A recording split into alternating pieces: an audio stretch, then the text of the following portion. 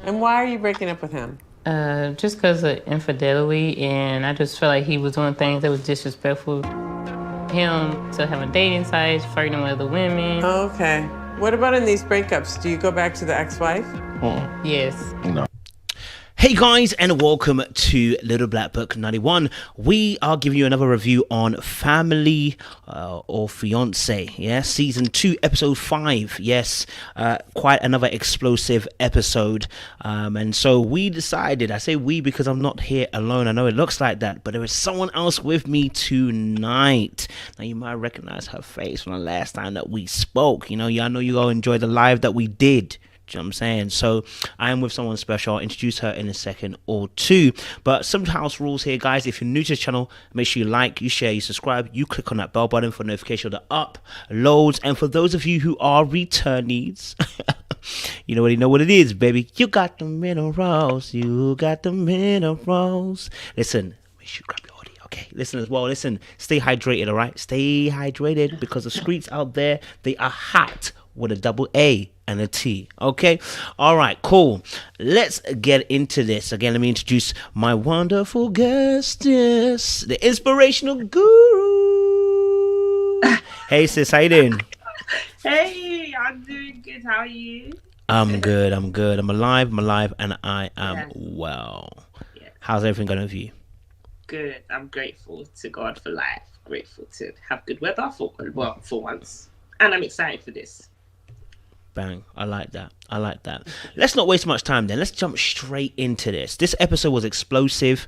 Just like the predecessors before it. There were some really great things I think we can learn and pick up from this particular couple. That he's 40 and she's 19. Quite a large age. So 6 years ago, you were 19. No, And- 49. And you were 49. You guys have a Gap. Big age gap. And there's violence that's been, I should say, domestic violence is involved. There's emotional trauma involved. There's daddy issues. There's daddy issues. infidelity. I mean, to be honest, there's a whole pick and mix of things going on. So I want to kind of just open up to you. What was your initial thoughts of the actual relationship that they had? What was the actual thoughts of the episode and relationship that they had? My actual thoughts of the relationship is not only that this relationship was a big mess, but so many words came: mess, trauma bonding, abusive. It was heartbreaking as well, because this is a young woman. You know, she's not even been able to grow up. You could see that this is her inner little girl is still crying out for help, and she doesn't know where to go. It's like she's trapped. You know, and the foundation was just severely broken on both of them. So two broken people together with a strong sense of codependency based on their traumas and based on their brokenness. I love that. And I think we always talk about this kind of stuff when we're talking about building your relationship, which is like your empire. But, you know, I guess we can even talk about how Christ told us, you know, you don't want to build this upon sand, you want to build this upon rock, right? So, you know, the foundation of this relationship beginning was abysmal, right? Because he's still married at the time, even though he may have been exited in his heart, he legally hadn't done that. So there was always this possibility that he could always go back. There's always a possibility that he could still, you know, recultivate the marriage there with his previous ex. So then to start a whole new relationship with someone, not only someone, but someone who's 19 and you're 40, is quite a shaky foundation to begin on. What was your kind of thoughts on that foundation that they had from the beginning? So you didn't meet Katasha and start laying the groundwork to getting a divorce. No. You were just in a marriage and dating. Yeah. How long? Yeah, how they got together. You know, he still clearly has a soul tie to his ex-wife. He was still with his ex-wife, in a relationship with her, legally married or not, they were still in relations. So it's not like he was out of relations with her and legally married. Even if that was the case, that's still a problem. But in this case, he was still in relations with this woman and had another young girl in his home who was desperation, right? This is her issue. And he preyed on that desperation and took advantage of that knowing that this is a young woman who still hasn't fully developed, she's got all sorts of trauma, she's desperate, she has nowhere to turn. So it's like, okay, this is someone that I can prey on, someone that I can mold into what I want it to be. That whole foundation itself was just dark. As well as shaky, it's broken, it's totally dark. That's what I thought. So as soon as they explained the situation, I was like, oh dear, yeah, this is bad. And marriage should never have even been in the question. Not even marriage, the relationship should never have happened. Yeah, I mean, it's such a big gap in terms of age, and I think that as well. 21 years. So it's like, okay, did she not feel concerned? But then It's again, 30. I think the daddy issues comes into this because she's 19-year-old kid and he's 20 years he's 49. older. I just wrote it down. He's 49, so it's He's 30 49. years. Sorry, yes. So Crazy. She's 19, he's 49. So that's exactly 20 years. And she has daddy issues. And he's old enough to be her father. So funny enough, she's probably seen him as that savior that she never had. That hole in her heart where her father's supposed to be, she saw that in him. So it's like the age gap is a big concern, but the reasons behind it makes it even worse. So he's looking for someone to groom and control, and she's looking for someone to fill in a hole in her heart from not having her father around. Precisely. And I think also, like what you mentioned there, about her daddy issue. She actually mentioned it on the show, because actually the daughter of the gentleman, I always forget his name, but she asked her a question about her love for her father, and she was like, yeah, I see him as a paternal figure. And when she said it, it sounded so wrong. She's like, yeah, I see him as a dad. It's like, you shouldn't be seeing your partner as a dad. Father figure. Yeah. That's a problem. That's a problem. In a relationship that's romantic. Exactly. Yeah. We've now got a problem. And I guess obviously this is not a unique situation, because and I wouldn't even say this generation. I think this has been since beginning of dawn of time, that we have situations where a young girl grows up, not having that parental guidance and that coverage, because even the person who was on the show was her stepmom. It wasn't her father, which had problems in itself, and we can talk about that. I think that's another aspect we didn't speak about, which is the pathology following same suit, because the stepmom had gone through what she was going through with her actual dad. So it's a pattern. Exactly. So she grew up seeing that, and as children, that's another thing. As children, when their minds aren't fully developed, this creates these traumas they go through creates a subconscious paradigm that they're not even in control of. So subconsciously, she normalized what she saw. Yes, we later on find out that her mother went through the same thing, and thank God her mother was able to get through that. But it's like, in her case, she sees that and it looks normal to her to go through that. I think she thinks it's under control. I think she's used to it. When she was growing up, she saw physical things going on. But I moved on. I'm in a better relationship. It's calm. Yeah, absolutely. So it's normalized. It's normalized. Yeah. The toxicity is. The toxicity is normalized. It's normalized. She will almost not know any better. Anything better, or not even believe that there's a possibility to have something greater than that. Ooh. Because for all she saw was abuse, heartbreak, infidelity, toxicity. So the idea of having something beautiful outside that will be very foreign to her. It will be impossible for her to even imagine. I ain't saying y'all not happy, but it just looked toxic. And see, I know, because I was with her daddy for 13 years, and we was the same way. Organized chaos, fighting, cussing each other out. And I think he also threw her instantly into a whirlwind, right? You get thrown into a whirlwind because you come and you have to live with him and his wife, right? And then you have to pretend that you're just a friend and sneak around doing your thing when the wife who's not his wife is actually not home. So you're already you're in another environment where truth is not the number one reigning thing in your life. It's built on deceit. Mm-hmm. Again, the foundations are very rocky. Yes. exactly, built on deceit, and that's also a big one.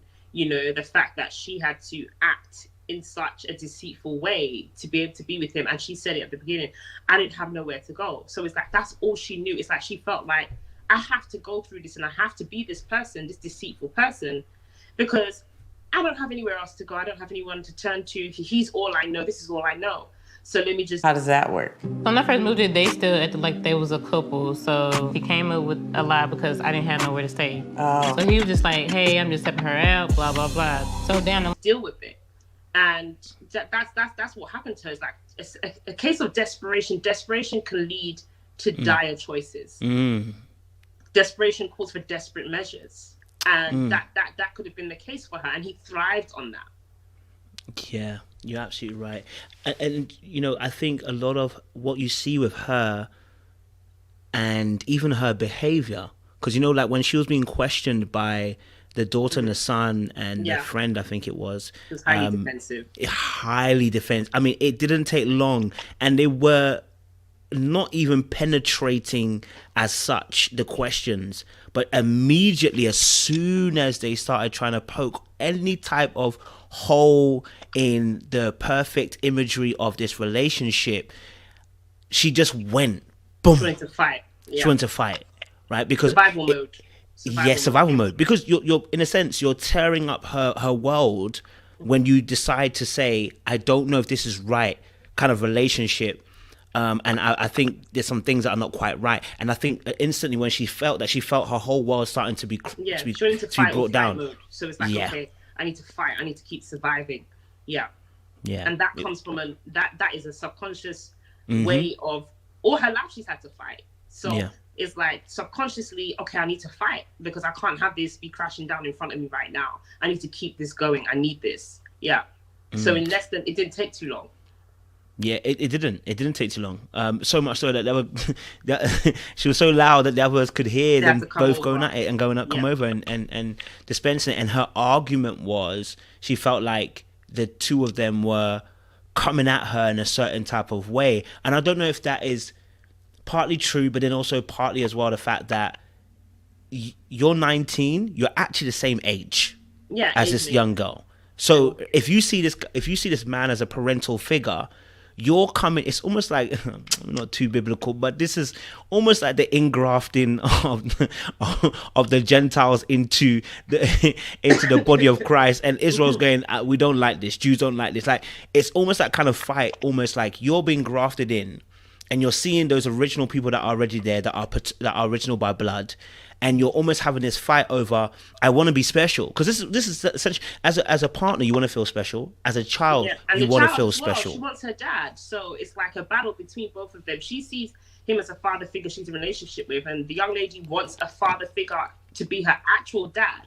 She wants that relationship. So it's like they're battling for the same spot. Yeah. That is it. 100%. Yeah. How I felt towards Heather, your whole demeanor, you just have a nasty attitude towards me. It just wasn't right for her to be telling me that I don't love him, I'm using him for his money. Because you said that... MVP though, I've got to say, MVP was the stepmom. Very often, sometimes when you watch this show, the mums or the dads, whoever's there, are enabling. But the stepmom really was trying. I think she realized she can't just yank this young girl out of this relationship. She has to be cautious about it. She can say a little bit here and there, but she can't yank her. And what was beautifully eloquently done by her was that she gave room and space for the stepdaughter to come to her and trust her enough to reveal this information. So much so, when the stepmom actually revealed this information to Tracy, it didn't become a backfiring on the daughter. Because I thought myself, if they didn't have a really, if the stepdaughter didn't trust her stepmom enough, her giving that information to Tracy would have been an absolute uproar, right? But because she wanted to, I think she wanted something to happen anyway. She wanted to be free a little bit as well. When she gave that information to the stepmom, and the stepmom was able to give it to Tracy, the mediator, it was almost like a burden lifted off her shoulders. I really, oftentimes on the show, like I see the moms are enabling, and I really want to give that praise to the stepmom for giving her that space to do that. You know, what was your kind of views? Her stepmom was amazing. Her stepmother let her know, listen, You know, there's no one here to judge you, because the stepmother, again, she's experienced, and the experience is the best teacher. So she was like, you know, I'm willing to be here for you. I'm here for you to help you get out of this and to help you get through this. And I feel like she was being her resting place for her to know that. So that feeling of her, again, remember at the beginning saying, I didn't have nowhere to go, so I'm stuck here. She no longer had to feel stuck because her stepmother's there. She has somewhere to go. She has people there to support her. Even the relationship expert was like, we're here to help you. We can get you this help. So, and she even said herself, I came here to tell my story. So clearly, yes, she did want to get out. She did want to be free. And there were people there who were like, okay, we're there to help you. She had enough. Yeah, she'd had enough. She said it herself, and when she did later on, she did break down and said, I'm tired of acting like everything is okay. So you could see, like, she said, I'm here to tell my story. I am tired. It took the relationship expert to say, let him leave this room. The abuser, take the abuser away from the environment, and let's just talk to you. And once he left the environment, because there's one part I paid attention to, I'm sure you paid attention to the body language. No, don't look at her like that. Well, Like, you're looking at her like, I can't believe you told that. no, I'm looking at her like, I can't believe you didn't tell the whole story. When she asked about the abuse, Yep, he was like, the way he was on her, he was so close to her, and his arm, like his whole body was in control, and she was like this. She couldn't go nowhere. She couldn't go. So it's like she was trapped. I was watching the body language, and he was acting like it was romance, but it wasn't romance. It wasn't. It was a form of control and manipulation. And the relationship expert noticed that. So she now said, okay, you know, once she was like, oh, we don't want to talk about it. It's not that she didn't want to talk about it. She was going by what his body language was telling her. He's controlling her like, hey, we're not going to do this right now. And he was even looking at her when she was talking. So it took the coach to say, okay, we need you out of here. So once he was out of the environment and there was no controller to hold her and to choke her literally from speaking and having the voice, that's when she was able to break down and say, I'm tired of this. I need help. I love the fact you mentioned that. Very important. It was very important that happened. But the body language, I watched the body language he had around her, and it was very obvious that, yeah, something's really wrong here. He really has full control of her. She has no control. Yeah, you literally summed it up. I think, man, his body it's almost like if anyone's in doubt of what body language can do, if you have a African mom, you would know what body language is. Okay, Trust me, I know. When they give you when they give you the eye, they don't have to touch you. Up. You know what's up, right? Because that's a form of communication, right? You understand that. So the same way with this young lady, as soon as he put his arm around her, it, like you said, it wasn't a loving hold. It was to let her know, hey, don't say anything. Bear in mind, remember, he's already warned her not to talk about the abuse when they get to the show. And the show was her idea as well. So just remembering that he's already instituted that this shouldn't be spoken about. Then when they're trying to speak about it, you put your arm around her. It's a very clever way. Hand, and he's making it look like, oh, he's being supportive. No, he wasn't. He was controlling her through his body language. He didn't even need to speak. You know, one thing about body language is it gives off energy. You know, we vibrate as human beings. We are spiritual beings living in a human body. So as a result of that, we vibrate off energy. Okay? So the relationship expert was reading the energy. He didn't even need to speak. But his actions and the body language between them was giving off the energy to her that was sensing danger for her to say, this is dangerous energy. This is danger. This is danger. This little girl's in danger. We need him out of here. And that's another thing to pay attention to. You know, body language, we vibrate off energy through our body language. And our body language and our energy can speak before we even speak. Yeah. And what we just spoke about, actually, the stepmom also picked that up. She picked it up. She said, my stepdaughter looks like she's being controlled, and said she has negative body language. That's the stepmother.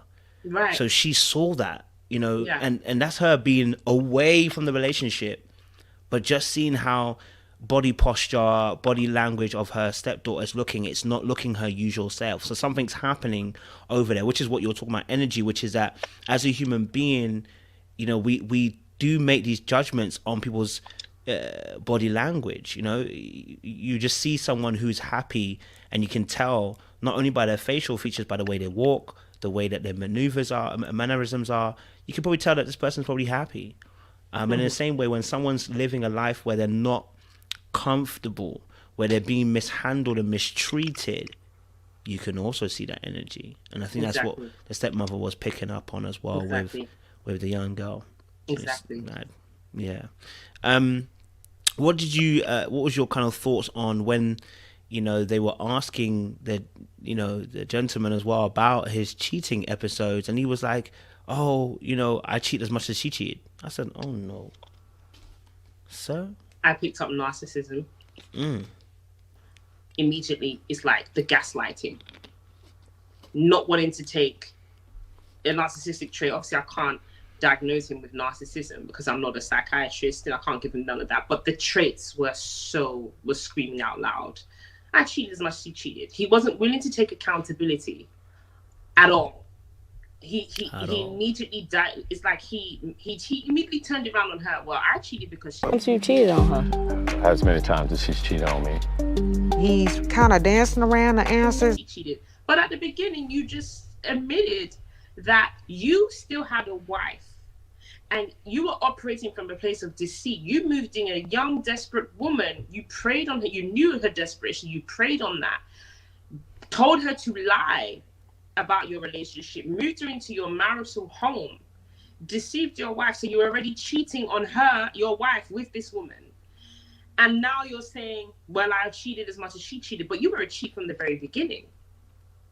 So how are you now trying to turn it around on this young lady that you've taken on and in control of and manipulated, and saying, well, you only acted based on her actions, when from the very beginning, you were a big problem.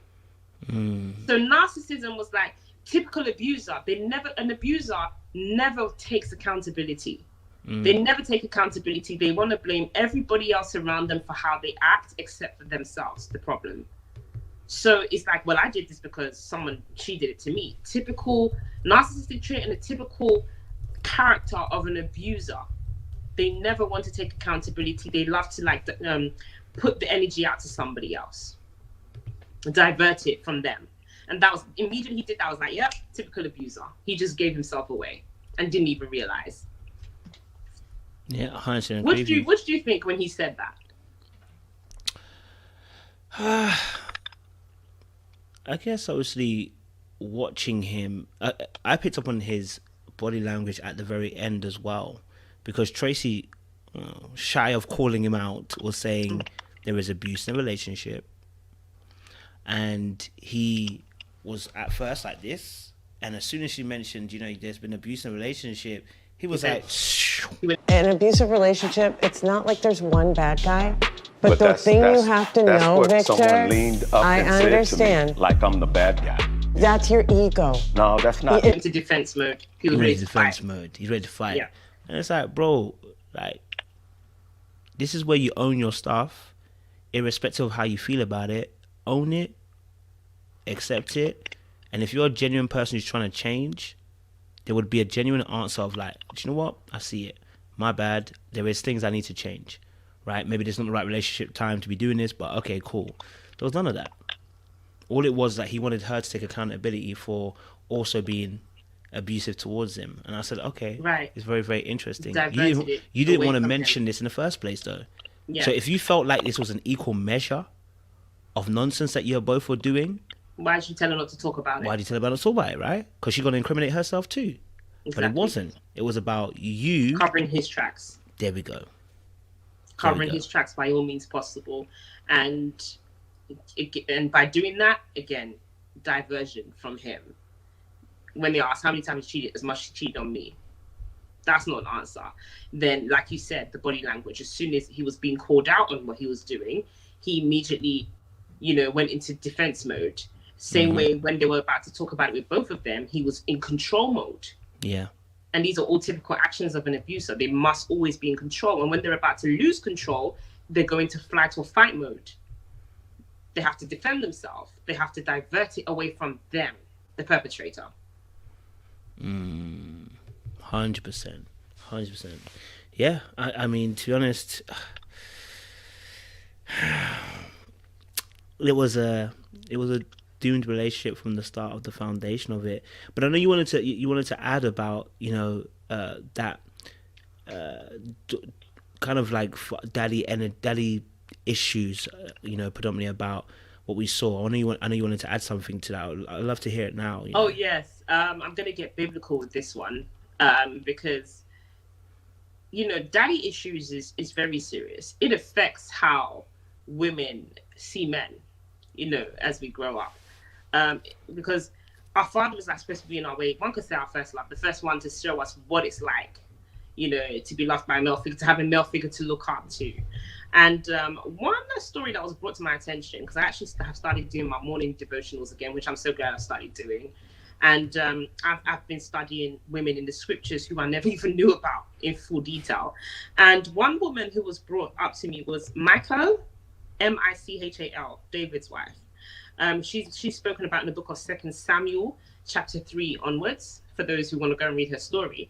And one part I highlighted here is that she had daddy issues, and it affected her marriage significantly.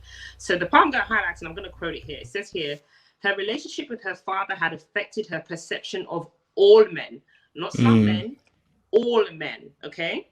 Yeah. Her father's greed and ambition had taught her to be cynical rather than selfless, guarded rather than generous, right? So it taught her to be cynical rather than selfless, and guarded rather than generous around men. And now her marriage yields only a harvest of bitterness and resentment. So those feelings towards her father has manifested in her marriage, okay? Planted firmly in the soil of her past, that root of bitterness now rises to haunt her and ruin her chances of a happy ever after in her marriage. She is so bitter that she resents her husband's happiness, okay? Now, it also says her father had planted that bitter root in sweet water that contaminated her perception of men and disrupted her peace. All right. And it goes on to say that I wish that all fathers know how important it is to provide their daughters with the proper perception of masculinity. Okay. For long after the fathers are gone, the husbands will have to live with the fruit of their labor. That was extremely powerful to me, because in this case, her father had planted that bitter seed. She never got to see what real masculinity is. This young lady, okay? She never got to know what real masculinity is. She never got to know what real love is. She saw toxic masculinity through her father's treatment of her stepmother, okay? So that brings me back to what I said at the beginning. Subconsciously, it created a normacy in her mind that this is how women deserve to be treated. This is normal to her. So yes, that hole in her heart, it created that resentment towards her father, that resentment of needing her father, wanting a loving figure, wanting to see the right masculinity, has now manifested in the men she attracts. So she's broken, she's unhealed. Her inner little girl, and this is very important, the inner little girl within her is broken, is in pain, and needs healing. And because she doesn't know love, she's looking for it in the wrong places. So she's desperate. She's been put in desperate situations. She got kicked out of the house she was living in, right? She had nowhere to go. So that desperate energy obviously thrived off, and predators like this man, who himself is broken, was on drugs, has been in more than 2 marriages, they've attracted each other, right? And the codependency of that missing father figure, it has manifested in this relationship. Hence why she was able to say to his stepdaughter, I see a man she's in the relationship with and sleeping with as a father figure. Because I look at Victor as a father figure, as a boyfriend, and as a best friend, all those combined together. The man you're wanting to marry, you see as a father figure, that's not weird in any type of way.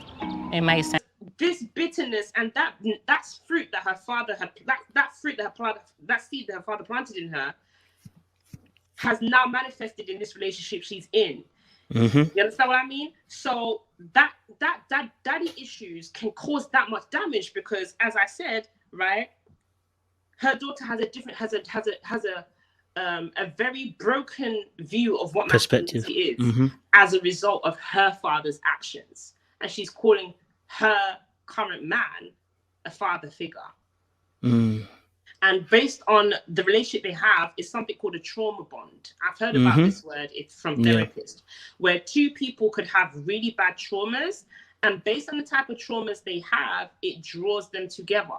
And the only reason why they bonded together was based on their traumas. So this is where that shaky foundation and that dark foundation starts.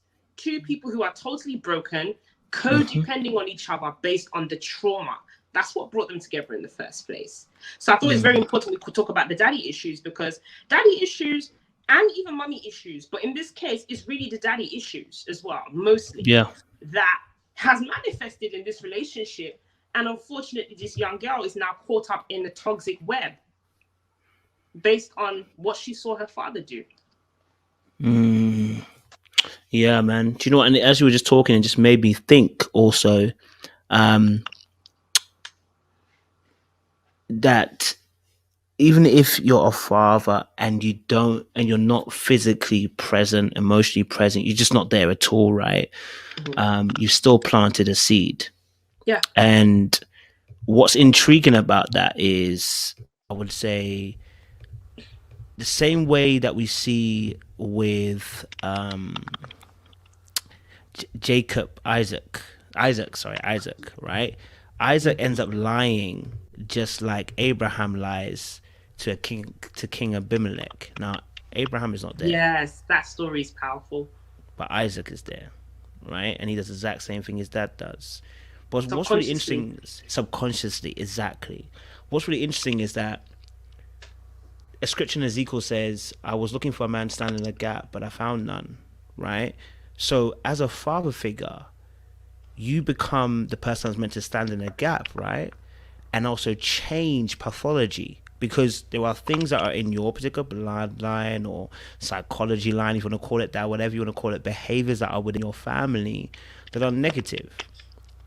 And you're supposed to learn from that and change it. Right. Now, when you're not present, you allow everything that's negative to flow. There's freedom. There is no blockage. It is only by the grace of God if this doesn't go this way. But now you're not present, anything now goes.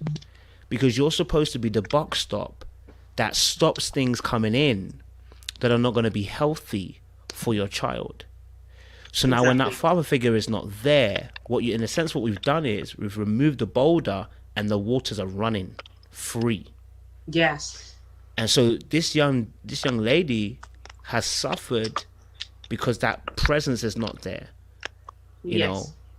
So, it just caught my eye that when you were saying that, I was like, oh, a father figure is so important because he's a part of that blockade. I'm not saying women can't do this, but to put all that burden on a woman, it's very tiresome.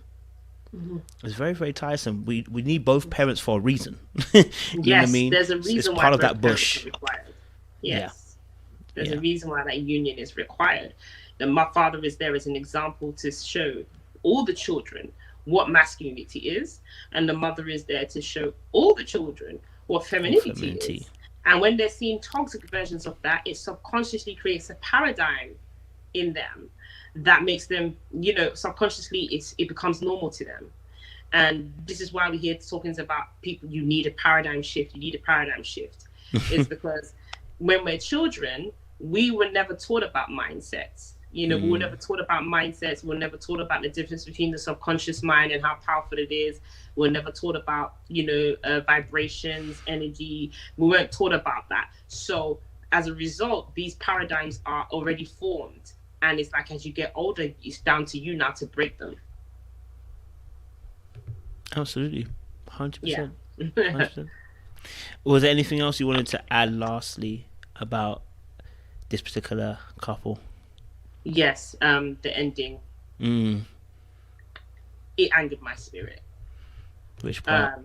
Because, I had hope for the young girl. I had hope for her because she said, she herself openly said, I came here to tell my story. Yeah. And she openly said, I've been in an abusive, so she said it, I've been in an abusive relationship for the last 6 years. And it's like, yeah, this is my story. I'm ready to get out.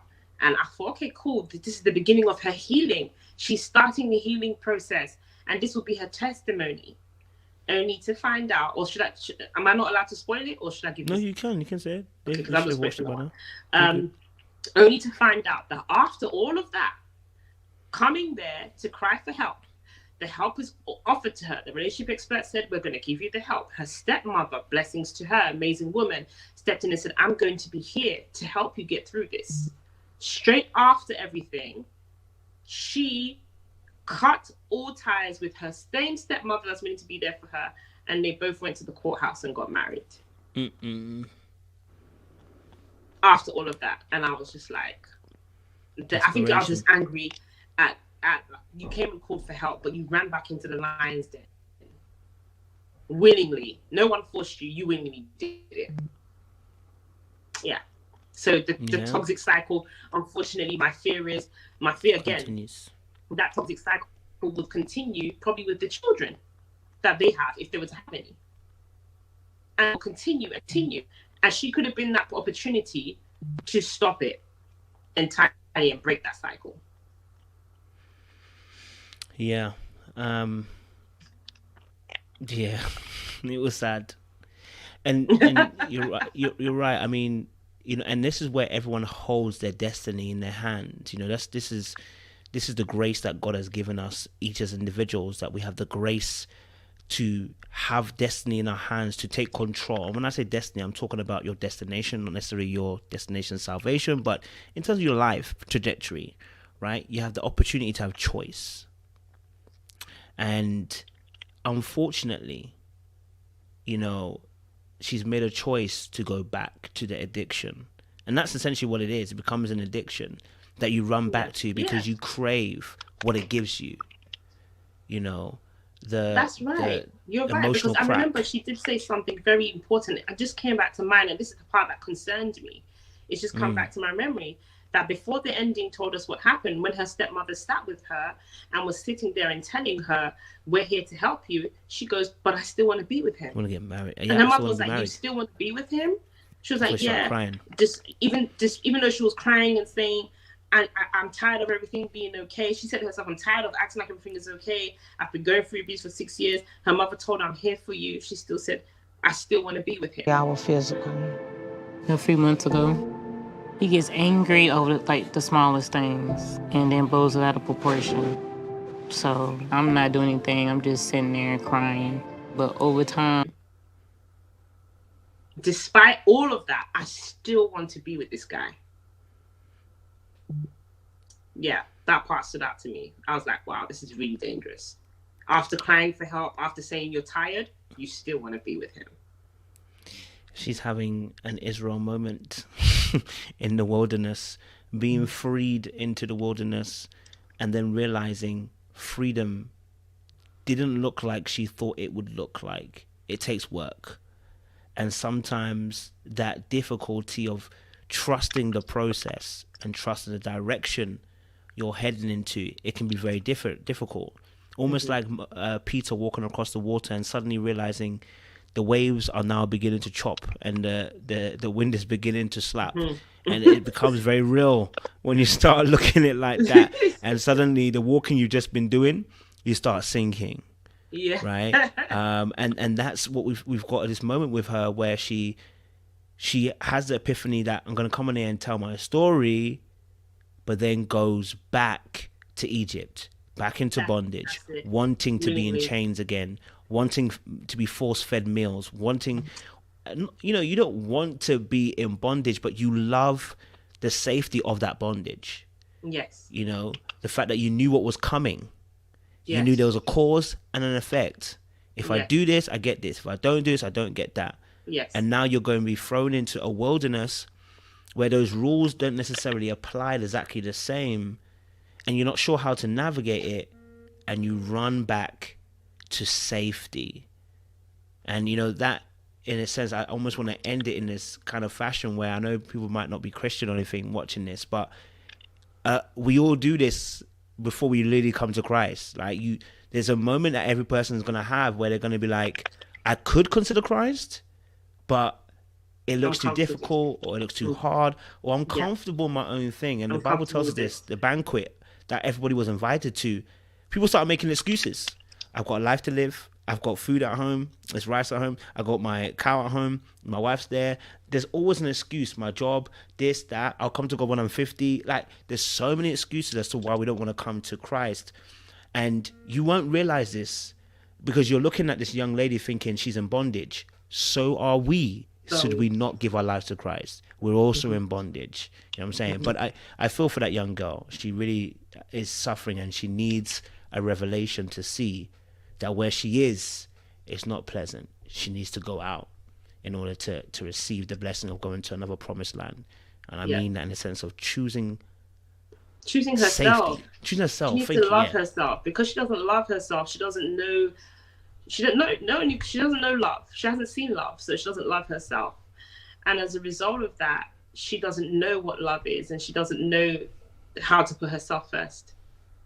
Once she knows how to, I think again, that brings me back to this topic again, identity. Once she goes through that self-discovery and knows who she is, then the self-love will come, and she'll realize this isn't for me. She just needs to get back to knowing who she is. She's lost herself based on her trauma. Once she finds herself, it's a wrap. Finisher.